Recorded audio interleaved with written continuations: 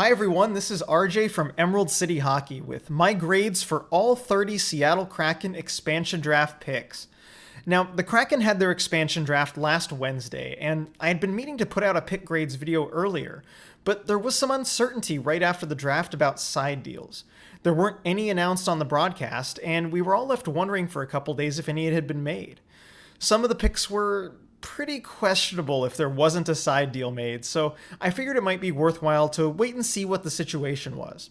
Well, Ron Francis has now confirmed that there were 0 side deals made during the expansion draft, so now I can go ahead and grade each of these picks knowing that a side deal didn't factor into Ron Francis's decision making at all. Lastly, before I get started, I want to thank you all for all your feedback, engagement, and takes on the expansion draft videos. It's been so fun to interact with, and Dylan and I do read every single comment we get, and with a video like this, we're especially interested to see how you all think the Kraken did in the expansion draft. So without further ado, let's get into the draft grades. And we'll start with the Kraken's pick from the Anaheim Ducks, Hayden Fleury. I'm going to give this pick a B+. The Kraken had a number of good options to choose from on the Anaheim blue line, with Kevin Shattenkirk, Jacob Larson, and Josh Mahura also available. But Fleury stands out as the best combination of age, salary, and upside. Plus, he was a Ron Francis draft pick in Carolina. No need to overthink this one. Next, from the Arizona Coyotes, the Kraken took Tyler Pitlick, and I'm going to give this pick a B. So Pitlick was the lone player selected in the expansion draft that the Kraken had a pre-arranged deal to flip to another team.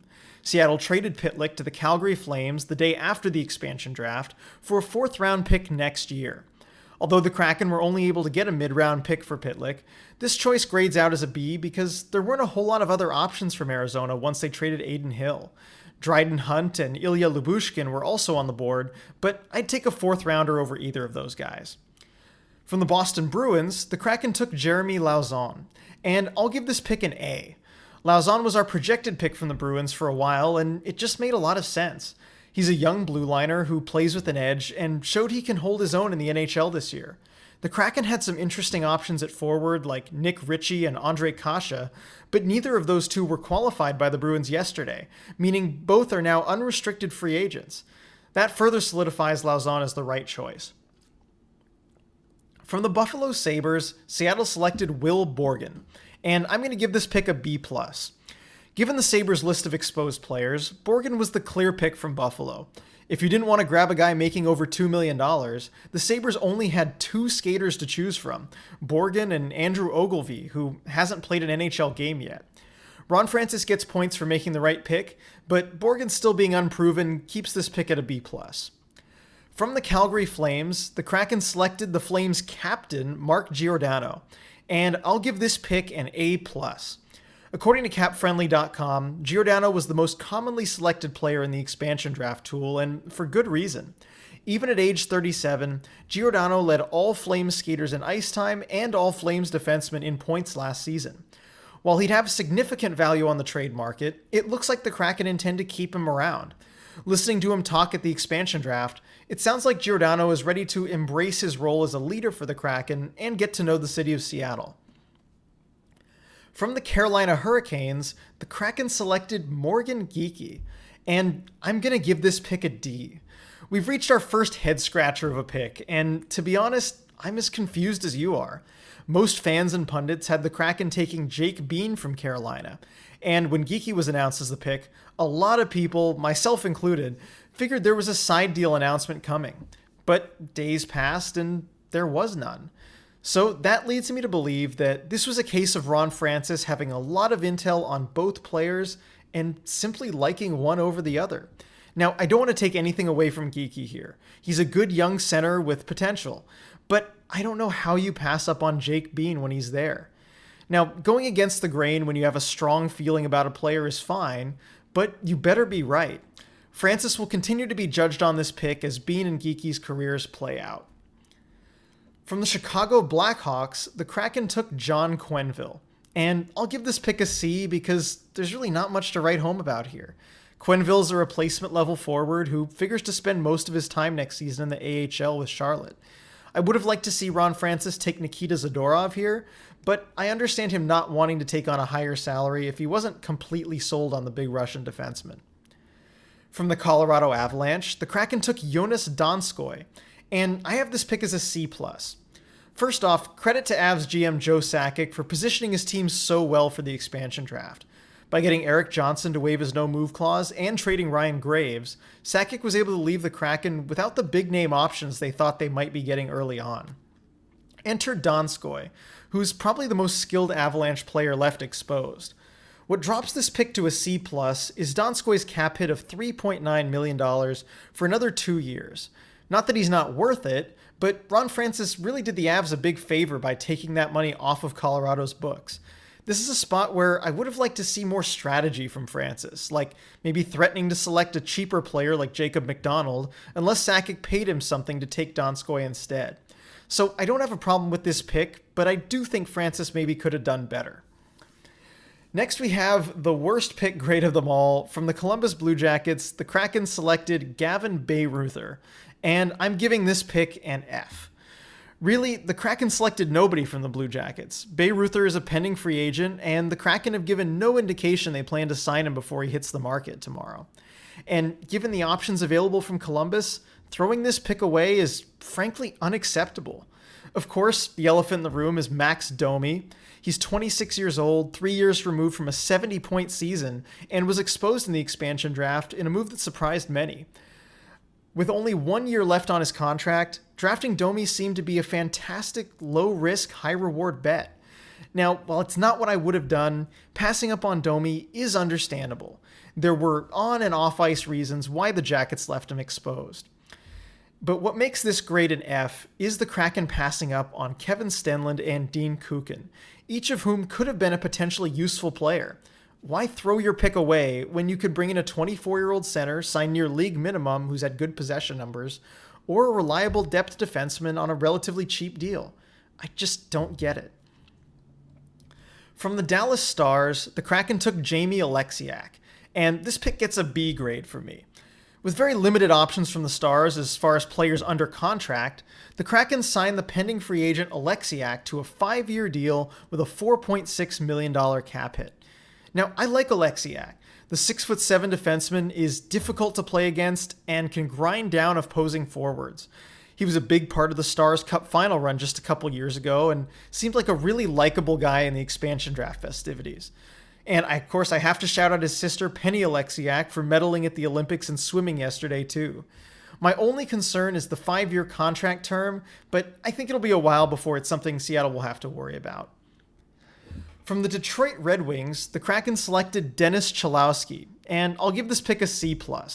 Detroit had pretty limited options available, and personally I would have gone with BC boy Troy Stetcher, but Chalowski is a fine pick. He brings some offensive ability to a Kraken blue line that's lacking in that area, and he's only 23. From the Edmonton Oilers, the Kraken took Adam Larson, and I'm giving this pick a C+. This pick is a lot like the Alexiak pick from the Stars. Without many good options under contract, Ron Francis chose to sign a pending free agent and make him the pick. Larson signed for 4 years at $4 million a year, and I think it's an okay contract. Larson has never quite lived up to his 4th overall pick pedigree, but he has shown signs of being a top 4 defenseman. The contract doesn't look like it'll be a bargain, but it could be fair value for Larson for the next 4 years. From the Florida Panthers, the Kraken selected their probable starting goalie, Chris Driedger, and I'm giving this pick an A. Driedger was the best player available from Florida, and the Kraken were able to take advantage of the early negotiating period to get him signed to a favorable contract. At 3 years with a $3.5 million cap hit, Driedger's contract could be an absolute bargain for Seattle if he continues to play the way he has earlier in his NHL career. From the Los Angeles Kings, the Kraken selected Curtis McDermott, and I have to give this pick an F. The Kings had a few intriguing options available. 23-year-old former second-round pick Cale Clay and speedsters Andreas Athanasiou and Austin Wagner would have all been good upside bets for the Kraken. But for some reason, the Kraken took Curtis McDermott, whose only value to an NHL roster is frankly punching faces. If McDermott isn't on your roster, you just wasted a pick, and if he is, he's a massive liability. The Kraken supposedly place a high value on analytics, which makes the decision to pass up on some real skill in favor of a player who plays a dying role in the league that much more baffling. Quick edit here. Right as I was about to put this video up, the Kraken traded McDermott to the Avalanche for a 4th round pick. So I can't believe McDermott had value around the league, but it does help explain this pick a bit. I'll bump my grade up to a D here. From the Minnesota Wild, the Kraken took Carson Soucy, and I'll give this pick a B grade. It really came down to Soucy and goalie Kaapo Kakkonen here, and the Kraken couldn't go wrong with either of them really. Personally, I would have leaned toward Kakkonen, but I can't fault the Kraken for going the other direction given the goalies they drafted. At 6'5", Soucy fits in well on the Kraken's big physical blue line. From the Montreal Canadiens, the Kraken selected Cale Fleury, and I'm going to give this pick an A, not so much for who Seattle took, but for who they didn't take. Carey Price was, of course, the most talked about name on the list of exposed players, and despite his past successes, taking Price would have been a huge mistake for the Kraken. With 5 years remaining at a $10.5 million cap hit, Price's contract is among the worst in the NHL. While Kraken ownership was rumored to have interest in Price, Ron Francis stood firm and made the right call, and he deserves an A for that discipline. From the Nashville Predators, the Kraken took Kalle Järnkrok, and I'll give this pick an A. The Predators went with the 8-skater protection option and protected 3 forwards and 5 defensemen. That left a lot of forwards available for the Kraken, including some big names Ryan Johansson and Matt Duchene. Ron Francis made the right call and didn't even consider those albatross deals. Beyond that, I think he also picked the right player of the exposed forwards. Järnkrok can play all 3 forward positions, and he'll be a versatile piece in the Kraken's lineup. From the New Jersey Devils, the Kraken took Nathan Bastian, and I'll give this pick a B. The Devils had a lot of young forwards eligible for the expansion draft, and they were going to have to expose at least one. Bastian became the odd man out, and I think Ron Francis made the right pick taking him, even though he's probably limited to being a bottom 6 guy.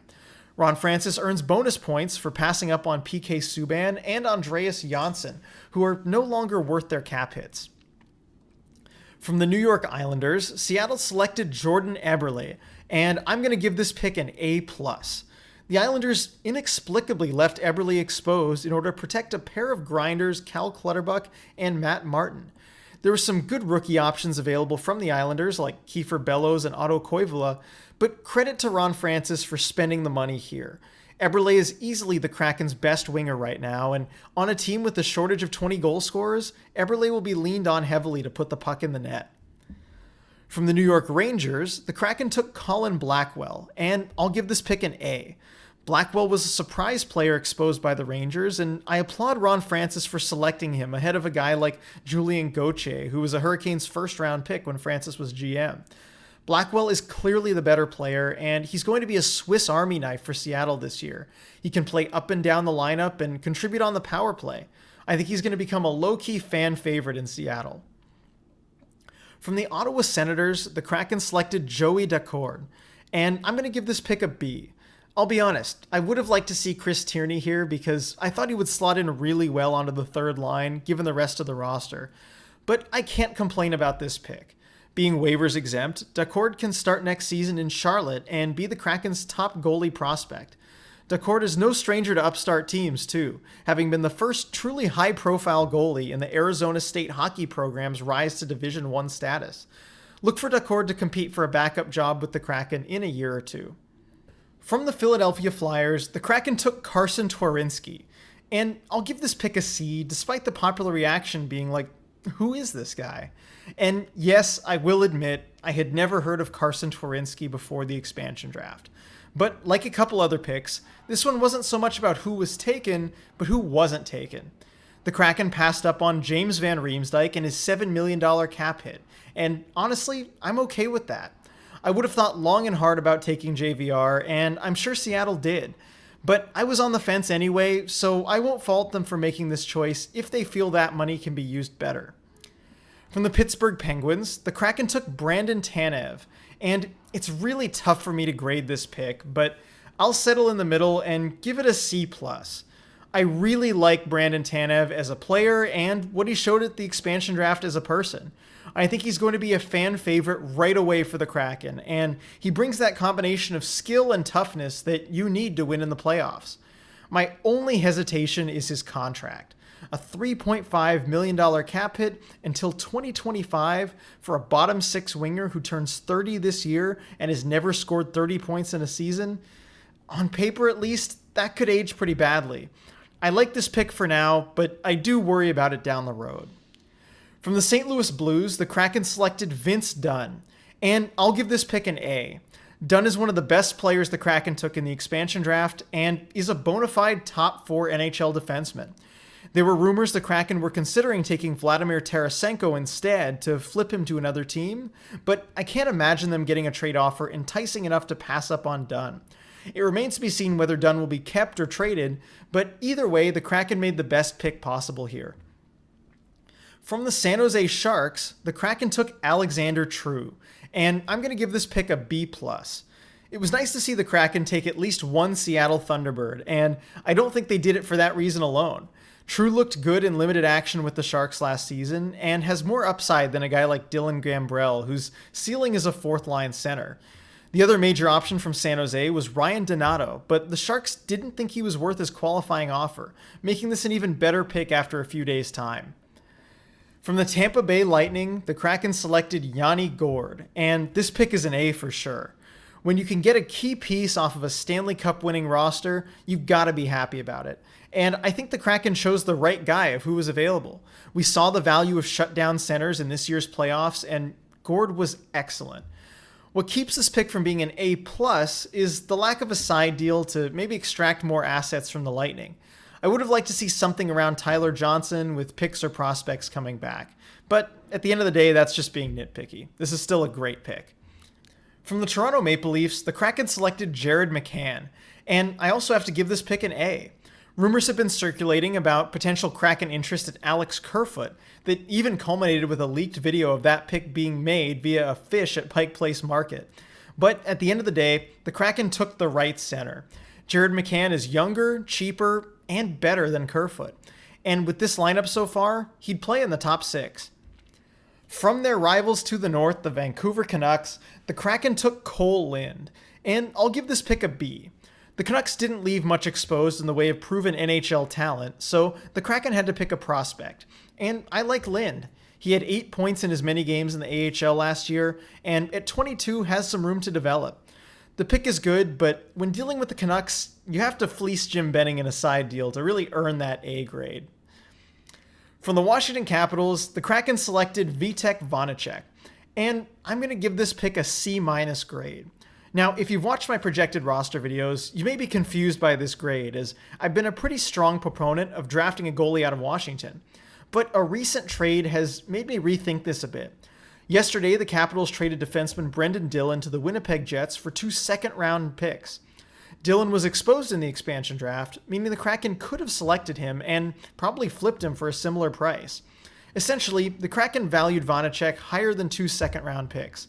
Now, nothing against Vanacek. I think he's a very good goalie, and as I've said before, I like him. But 2 second-round picks is a pretty high valuation in this goalie market. Aiden Hill cost the Sharks 1 second-round pick, and Alex Nedeljkovic cost the Red Wings a third. I don't know that Vanacek is worth twice that amount. So while I don't have a problem with the player Ron Francis picked, I think he could have done better from a value standpoint. Finally, from the Winnipeg Jets, the Kraken took Mason Appleton, and I'm going to happily close these grades out with an A+. I've said many times before that I love Appleton's game, and I was quite pleased to see that the Jets were unable to protect him in the expansion draft. This pick was put on a tee for Ron Francis, and he made no mistake. Appleton will be an excellent addition to the Kraken. So there you have it, my grades for all 30 expansion draft picks. Now, there were definitely a few head scratchers in the bunch, and I think Ron Francis probably overplayed his hand with side deal asking price a bit. But overall, this is a good group of players, and I found myself giving more positive grades than negative ones. So while it's not exactly what I would have done, I'm happy with the final result.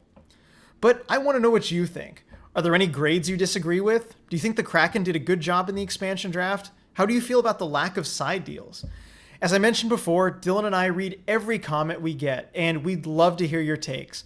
So let us know in the comments, or reach out to us on any of our social media.